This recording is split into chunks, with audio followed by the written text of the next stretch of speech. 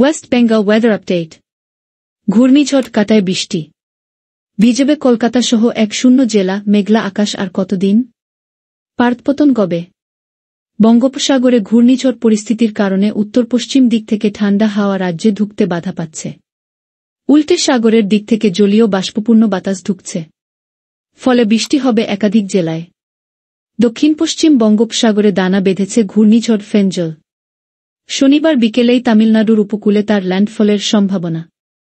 পশ্চিমবঙ্গের উপকূলে এর সরাসরি প্রভাব না পড়লেও পরোক্ষে বাংলার শীতের পথে কাটা হয়ে দাঁড়িয়েছে ফেঞ্জল। শনিবার সকাল থেকে কলকাতায় আকাশ মেঘলা। কোথাও কোথাও দু-এক পশলা বৃষ্টিও হয়ে গিয়েছে। বৃষ্টি হয়েছে শহরতলিতেও।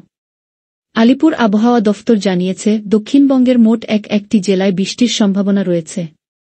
যদিও এই অসময়ে খুব বেশি বৃষ্টি হবে না রাজ্যের কোথাও, আশ্বস্ত করেছেন আবহবিদেরা। তাদের মতে, বঙ্গোপসাগরে ঘূর্ণিঝড় পরিস্থিতির কারণে উত্তর পশ্চিম দিক থেকে ঠান্ডা হাওয়া রাজ্যে ঢুকতে বাধা পাচ্ছে। উল্টে সাগরের দিক থেকে জলীয় বাষ্পপূর্ণ বাতাস ঢুকছে। এর ফলে কোথাও কোথাও সামান্য বৃষ্টি হতে পারে।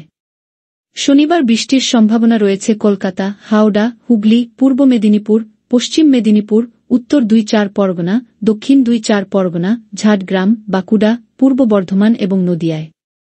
প্রতি ক্ষেত্রেই বিক্ষিপ্তভাবে দু-একটি জায়গায় বৃষ্টির সম্ভাবনা রয়েছে, জানিয়েছে হাওয়া অফিস। দক্ষিণ ২-৪ পরগনা, ঝাড়গ্রাম, পূর্ব মেদিনীপুর এবং পশ্চিম মেদিনীপুরে বৃষ্টির সম্ভাবনা রয়েছে রবিবারও। ঘূর্ণিঝড়ের কারণে কলকাতাসহ বিভিন্ন জেলায় তাপমাত্রা বেড়ে গিয়েছে। শনিবার সকালে কলকাতার সর্বনিম্ন তাপমাত্রা ছিল ২-৪ ডিগ্রি সেলসিয়াস, স্বাভাবিকের চেয়ে প্রায় ৫ ডিগ্রি বেশি। তবে সকাল থেকে ঠান্ডা হাওয়া বইছে দক্ষিণবঙ্গের অনেক জেলায়। ফলে কিছুটা ঠান্ডা অনুভূত হয়েছে। এখনই পাতপতনের সম্ভাবনা কম, জানাচ্ছে আলিপুর হাওয়া অফিসের তরফে জানানো হয়েছে, রবিবারের পর থেকে কোনো জেলায় আর বৃষ্টির সম্ভাবনা না থাকলেও আগামী ৫ দিন উত্তর বা দক্ষিণবঙ্গে রাতের তাপমাত্রায় বড়সড় কোনো পরিবর্তনের সম্ভাবনা নেই।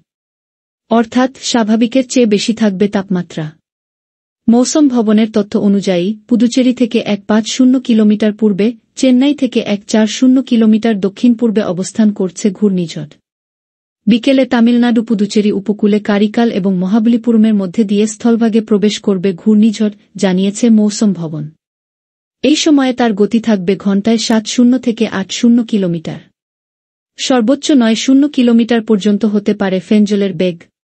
এর ফলে সোমবার পর্যন্ত তামিলনাড়ু, পুদুচেরি, অন্ধ্রপ্রদেশ এবং কর্ণাটকের বেশ কিছু এলাকায় টানা ভারী থেকে অতি ভারী বৃষ্টির পূর্বাভাস রয়েছে। ইতিমধ্যে সেই বৃষ্টি শুরু হয়ে গিয়েছে। ঘূর্ণিঝড়ের কারণে চেন্নাই বিমানবন্দর শনিবার সন্ধ্যা পর্যন্ত বন্ধ করে দেওয়া হয়েছে।